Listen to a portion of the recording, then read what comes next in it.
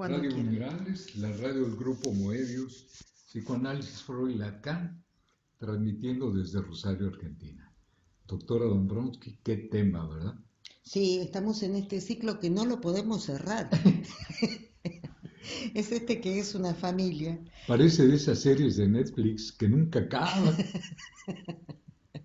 Sí, usted sabe que hace unos años, a partir de que, a ver, eh, teníamos muchas derivaciones de escuelas cercanas y así es como en aquel momento decidimos trabajar con lo que era la caja amarilla y tomar, eh, hacer talleres de juegos para niños, que fueron maravillosos. Creo que hicimos 4 talleres, si no me equivoco.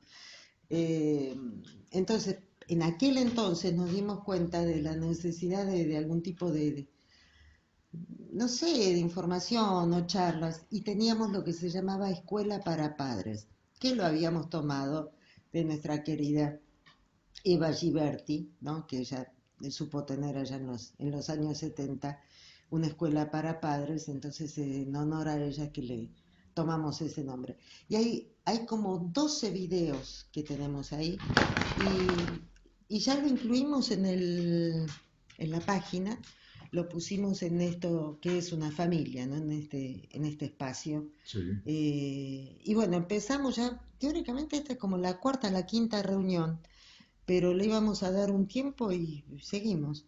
Así que Adelante. ahora estamos con este tema que, digamos, el título que le pusimos fue Envidia y el epígrafe no es por lo que tengo, sino por el lugar que ocupo. Ayer le mando saludos a nuestra compañera de Éxtimo, que me recordaba algunas lecturas de Lacan. Le mandamos un abrazo grande, que probablemente esté escuchando. Eh, y recordaba que esto tenía que ver, que lo trabaja Lacan desde San Agustín y demás. La imagen que él toma, eh, a ver, ¿cómo, eh, cómo establecer esto? Lo que nosotros queremos, quiero marcar, es que esas primeras vivencias del encuentro con el otro, y cuando me refiero con el otro, con el gran otro, me refiero a lo que está por fuera de mí. Eso es todo un aprendizaje, porque uno nace siendo parte, ¿no es cierto?, del cuerpo de la madre en este caso. Y entonces, digamos, eh, hay, uno nace siendo un animal, siendo parte del cuerpo de la madre, y después de un cierto recorrido uno sale ciudadano, por así decir. O sea, siendo alguien, ya una persona, un ser humano, que va a aceptar que todo no se puede, que tiene que relacionarse con ese entorno y que tiene que sobrevivir, tiene que vivir, digamos, en ese entorno y ahí tiene que moverse, digamos. Por eso se ponen en juego todas estas cuestiones. Pero lo que nos enseña Lacan, y también nos lo dijo Freud con el Forda, es otra escena que él describe, teórica muy interesante, eh, es esto, ¿no? Es este recorrido, ese recorrido que uno nace como un animal y termina siendo un ser humano, viviendo en una cultura, en una sociedad. Todo ese recorrido, esas marcas primeras, se adquieren en la familia. Por eso le estamos dando tanta importancia a esto que es una familia, ¿no? O sea, es este lugar de la primera convivencia, digamos, donde uno tiene que después se va a ir desenvolviendo toda esta cuestión para llegar a este punto, digamos, que uno ya se asume como ser humano y como miembro de una cultura o una sociedad. Entonces, esas primeras marcas son tan importantes que van dejando, tienen consecuencias a lo largo de toda la vida. Entonces, lo que nos cuenta Lacan, él toma la escena de San Agustín, ¿no? Cuando él cuenta que él mismo, o sea, San Agustín, estaba viendo a la madre de él que le estaba dando el seno, la teta, ¿no? Al hermanito recién nacido. Y cómo él sintió odio, ¿no?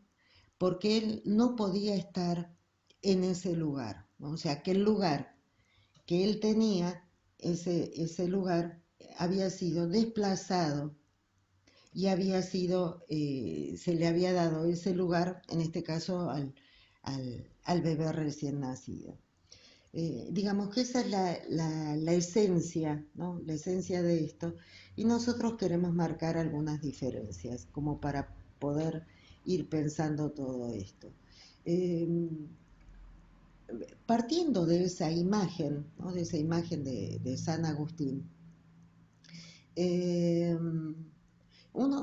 imaginemos, ¿no es cierto? Especulemos con que, ¿qué es lo que pasa si supongamos un hermanito, un chiquito de 3 años, eh, está la mamá viendo, dándole la teta al más chiquito, y de pronto se da cuenta que llega el de 3 años, ¿sí?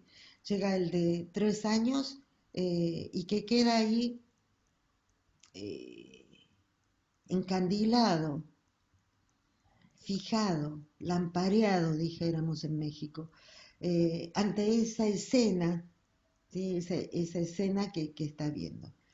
¿Qué sucedería o qué sucede si esa madre, ¿no? Convoca al chiquito? Ah, mi amor, ahí estás, vení, acércate, que le estoy dando la teta a tu hermanito, yo también ya te la di a vos, ahora vos ya estás grande, ¿qué hiciste? Ah, dibujitos, a ver cómo dibujaste, qué lindo que esto. Claro, porque vos ya estás grande y tu hermano está chiquitito, y un día él va a hacer lo mismo y demás. O sea, ¿qué es lo cómo interpretar esas marcas? Esas marcas tienen que ver en el sentido de que la madre lo que está haciendo en ese instante es reconociendo por algo diferente a cada uno de los hijos. Uno necesita que le estén dando la teta, necesita ser alimentado, pero el otro es reconocido porque hace una determinada gracia o dibujito, lo que sea. Eso en ciernes, eso de empezar a darles a cada uno lo que se merece, el reconocimiento que tiene, que después con el tiempo vamos a tener que ya empieza a aparecer, si bien la figura del padre siempre está presente, pero digamos, empieza a tomar más consistencia, ¿no? Y entonces es un padre que se lleva, qué sé yo, al hijo a jugar al fútbol o a lavar el auto, o a la nena, no sé, para que le juega con ella, o mi princesa o mi reina o lo que sea, ¿no es cierto? A cada uno le va dando ese recorrido, ¿no es cierto? Le va dando ese reconocimiento, esa, esa situación, ¿no? O sea, son situaciones cotidianas, digamos, ¿no? Que el hermanito más grande dice, ufa, yo no quiero ir a la muestra de baile clásico, que a fin de año veo que se hacen todas esas muestras, ¿no? Eh, no quiero ir, que sea aburrido, que sé yo. Y entonces los padres que le dicen, ah, no, este señorito va a ir, porque así como fuimos todos, porque era el último partido del año de fútbol y donde todos fuimos a alentarte y tu hermana también fue, entonces, bien que te gustó tener la copa porque saliste primero o lo que sea, y tu hermana estuvo ahí, estuvo acompañándote. Bueno, ahora vamos a ir a la muestra de tu hermana, lo que sea. Así que usted tiene que hacerlo. Eso lo que puede llegar a generar generalmente son celos, lo que nosotros entendemos por celos. O sea, alguien tiene un determinado objeto que a mí me gustaría tenerlo. Por ejemplo, la estatuilla, el premio que le dieron al hermanito, no sé, y todo el mundo lo alaba, ¿no? Qué maravilla ese. y la hermanita tendrá, no sé, un diploma o algo por el estilo, y todo el reconocimiento y el aplauso y el cariño de la familia y del entorno y los amigos, ¿no es cierto? Pero cada uno en su tiempo. Pero no hay cuestionamiento en cuanto a la subjetividad se refiere.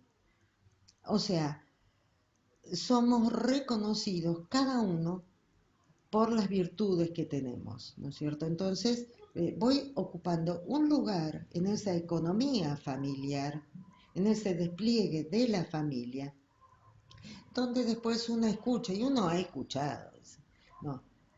Este, para la matemática, para la ciencia es un genio, pero es un desordenado, no, la habitación, qué sé yo. En cambio, la nena, para las matemáticas es durísima, pero toca el piano y le ayuda a la madre y es maravillosa y no sé qué. O sea, se van estableciendo, ¿no es cierto? Se van estableciendo lugares, pero todos son aceptados. El tema es la aceptación.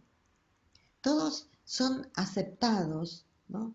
Y cada uno es reconocido, bueno, con las virtudes y con los defectos, pero todos tienen lugar en esa economía familiar. Entonces, lo que uno puede llegar a tener celos es que alguien tiene tal objeto y yo ahora no lo tengo. Entonces, ya después, andando la vida, bueno, me esmeraré, ¿no? Por tener ese objeto. O sea, es lo que ahora se ha puesto de moda hablar de la envidia sana o envidia buena, ¿no? Que en definitiva esa envidia sana o envidia buena es esto de los celos que motivan, ¿no? Al crecimiento. Yo me gustaría tener un auto como ese, o mejor tengo este otro. Ah, nunca pensé en tener un auto, ¿no? O sea, pero siempre está eso, la cosa pasa por, por los objetivos, por los objetos que uno puede recortar, pero está la aceptación del otro, con virtudes y defectos, y eso se mama en la familia, eso se mama ahí, en la casa esta, ¿no? En donde uno crece. El otro día estábamos viendo una película donde, bueno, como toda película y obra de arte tiene muchísimas aristas y demás. Yo simplemente quiero tomar una que tiene que ver con esto, ¿no? Es esta cuestión de que eran dos hermanas muy parecidas una con la otra, físicamente me refiero, eh, y una tenía toda la mirada de el padre, todo el reconocimiento del padre, eh, buscando siempre esa mirada, ¿no? Esa mirada del padre. Así es como eso de buscar, digamos, ¿no? De buscar la mirada para que a uno lo recorten, para que uno lo reconozcan, ¿no? Entonces, estas dos hermanas se mueven en el mundo del espectáculo, son actrices, filman películas y demás. Y entonces llega un momento que es tanta la tensión, porque cuando no se puede poner esto en palabras, esto, ¿no? Que el padre o la madre dicen, no, no, no, es, tu hermano es muy bueno para esto y vos sos muy bueno para esta otra cosa, ¿no? Eso de ponerlo en palabras, con la acción, con el lenguaje, fundamentalmente el lenguaje, ¿no? Porque las actitudes y las acciones también son lenguaje, ¿no? Es eso de la aceptación, ¿no? De la superación. Cuando eso no es puesto en palabras, se genera una tensión agresiva que hace que yo quiera ocupar el lugar de ese otro que donde está. No es que tiene este objeto como explicábamos recién y entonces trato de tener lo mismo o algo similar. No, yo quiero ese lugar, ese lugar. ¿Por qué? Porque ese lugar es el que trae las miradas, es el que trae el reconocimiento, es el que trae la aceptación. Entonces, como yo estoy en la oscuridad, ¿sí? De este lado, y aquel lugar con luz es está ocupado por alguien. Lo que voy a tratar de hacer es quitar a ese otro que está ocupando ese lugar, el que yo veo como triunfador y que lo tiene todo, voy a tratar de quitarlo de ese lugar. Para quitarlo de ese lugar tiene que ser de forma violenta. Se realiza de forma violenta, porque no está la posibilidad de la palabra, del lenguaje, lo que decíamos de esto de poder expresarnos y de reconocernos, y que no está en juego quién soy, sino algunos objetos que puedo llegar a tener. Y como siempre decimos, ¿no? La vida es un sub y baja. Hay veces vivo en la abundancia y en la opulencia y otra vez en la indigencia, qué sé yo, por decir, no por ponerlo en términos económicos. La vida es eso, ¿no? De eso se trata, a veces se pierde, a veces se gana. Entonces, pero siempre tiene que ver con esos objetos que están por fuera. Mientras que cuando es la cuestión de la envidia, lo que se supone es que es esa persona la que, la que es perfecta y tiene todo. Entonces, como me está mostrando a mí en la imagen especular lo que yo no soy, o sea, yo quisiera estar ahí y estar como en una fotografía, ¿no? En un pedestal, como yo no puedo estar, entonces, y me hace tanto mal porque yo me mido, por así decir, me mido y me encuentro con que no llego, no doy el ancho a eso, entonces trato de destruirla. Esta película termina con que las dos hermanas, una mata a la otra. Que, bueno, como decíamos también, una de las compañeras traía, es el sino, ¿no? El relato bíblico de Caín y Abel. Y justamente al que matan es aquel que había tenido la mirada del Padre, de Dios, que lo había reconocido, ¿no es cierto?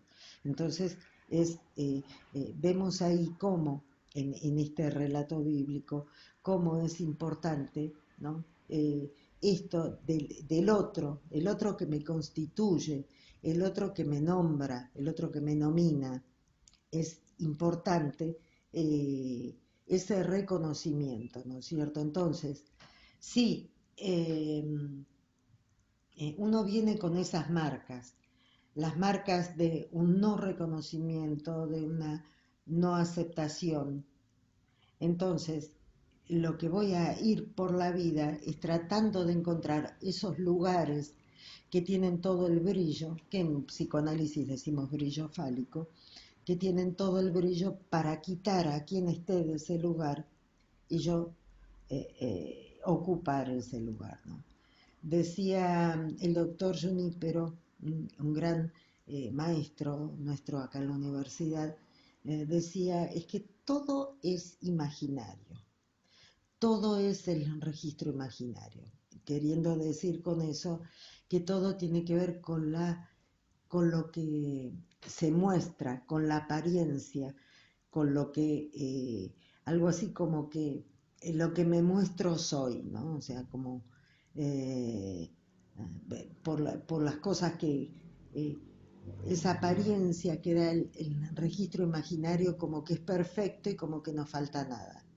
Mientras que en el registro simbólico es siempre una metonimia, un desplazamiento, porque ninguna palabra llega a cubrir totalmente el objeto, ¿no es cierto?, lo real del objeto. Entonces, en esta deriva constante de las ideas, de las palabras, siempre es posible poder llegar eh, a, a un reconocimiento, a una convivencia, ¿no? Es lo que decía Lacan, que solamente esa tensión agresiva del registro imaginario solamente se supera a través de la palabra, ¿no?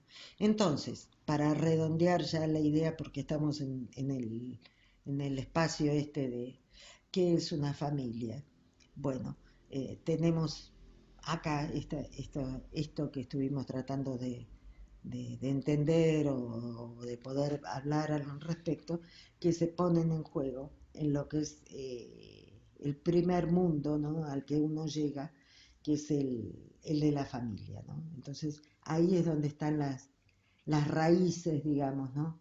De esos comportamientos que uno encuentra en la vida ya después, ¿no es cierto? Eh, bueno, Muy bien, ¿cómo le excelente. va? ¿Le Muy parece bien. bien? Sí, claro. Así es que bueno, el fulano que justo está en el candelero, vamos a ponerlo en estos términos, el fulano que está en el candelero, hoy está en el candelero, pero después va a bajar, después va a subir.